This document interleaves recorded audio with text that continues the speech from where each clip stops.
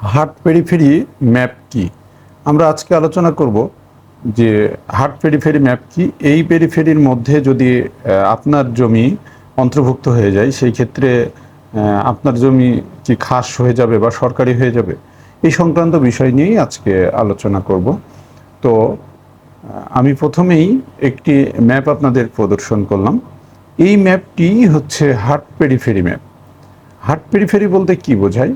Heart periphery বলতে বোঝায় যে একজন সার্ভেয়ার যখন যেখানে হাট বসে, সেই হাটের সীমানা নির্ধারণের পরবর্তীতে উক্ত হাটের মধ্যে যে সকল কাঠামো অবকাঠামো যেগুলো আছে সেগুলো অন্তর্ভুক্ত করে একটি নকশা অঙ্কন করাকেই হার্ট পেরিফেরি ম্যাপ বলে। এখন প্রশ্ন আসতে পারে, সেই হার্ট পেরিফেরি এর মধ্যে যদি আপনার ব্যক্তিগত সম্পত্তি চলে যায়। আচ্ছা, আগেই বলে রাখি যে হার্ট পেরিফেরির মধ্যে ব্যক্তিগত সম্পত্তি যাওয়ার আসলে আইনগত বিধান নেই। যদি হার্ট পেরিফেরির মধ্যে আনতে হয়, তাহলে ভূমি অধিগ্রহণ আইনের আলোকে এটি অধিগ্রহণ করে এই ম্যাপে অন্তর্ভুক্ত করতে হবে। তবে সরজমিনে বিভিন্ন সময়ে দেখা যায় যে ব্যক্তি মালিকানা জমিতে হাট বসে। এখন প্রশ্ন আসতে পারে যে ব্যক্তি মালিকানা জমিতে হাট বসতে পারবে কিনা। প্রকৃতপক্ষে কোনো হাট ব্যক্তি মালিকানা জমিতে হতে পারবে না। এই বিষয়ে আমি কিছু আইনের ভিত্তি বলি। একজন এসিল্যান্ড অর্থাৎ রাজস্ব কর্মকর্তা তিনি চাইলে, যদি সরজমিনে আপনি ব্যবহার ভিত্তিক হিসাবে ওই জমির শ্রেণী পরিবর্তন করে থাকেন, অর্থাৎ ধরুন আপনার ব্যক্তি মালিকানা জমি, আপনার ডাঙ্গা বা যে কোনো শ্রেণীর হতে পারে, আপনি সেই জমি করেছেন বাজার হিসাবে ব্যবহার করেন, অর্থাৎ হাট হিসাবে ব্যবহার করেন। যে যেমন তোহা বাজার বলতে বোঝায় যে প্রতিদিন হাটে বিভিন্ন মালামাল নিয়ে আসলো, আবার বিক্রি করে চলে গেল। তো এগুলো হচ্ছে তোহা বাজার।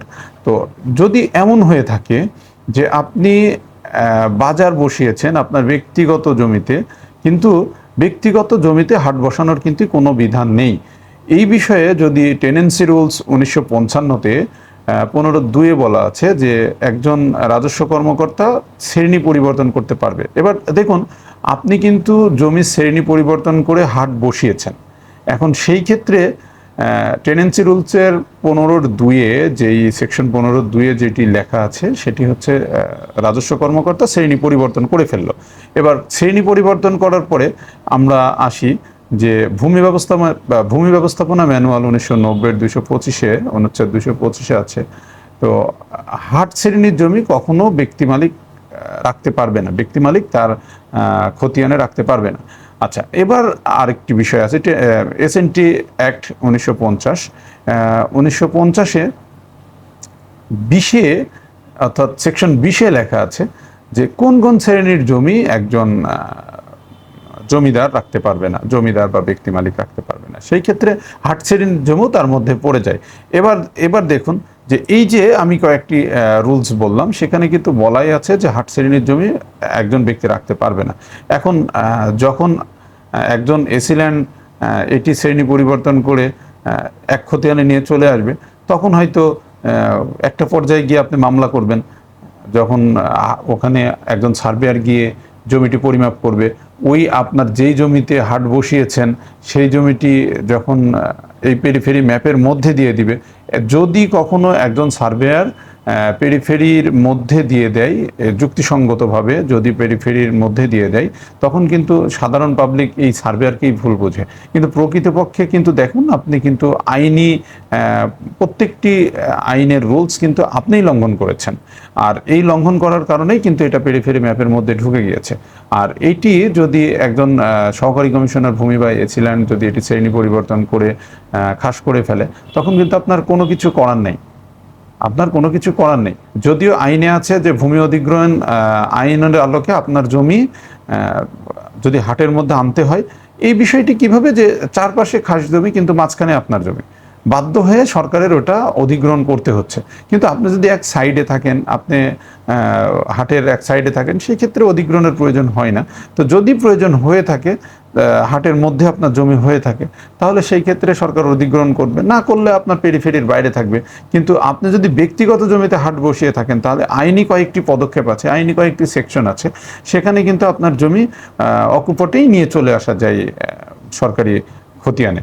তো সেই ক্ষেত্রে আপনি কিন্তু যখন মামলা করবেন, তখন কিন্তু একটা আর্গুমেন্ট থাকবে। আর্গুমেন্টে, মামলার একটি পর্যায়ে আর্গুমেন্টে কিন্তু আপনার অ্যাডভোকেট যে থাকবে, সরকারি পক্ষের যে জিপি থাকবে এবং আপনার পক্ষে যেই অ্যাডভোকেট থাকবে, সে কিন্তু যুক্তিতর্ক দিয়ে বোঝাবে, আর্গুমেন্টে বোঝাবে যে এটি ব্যক্তি মালিকের জমি ছিল, কিভাবে এটি সরকারি হলো।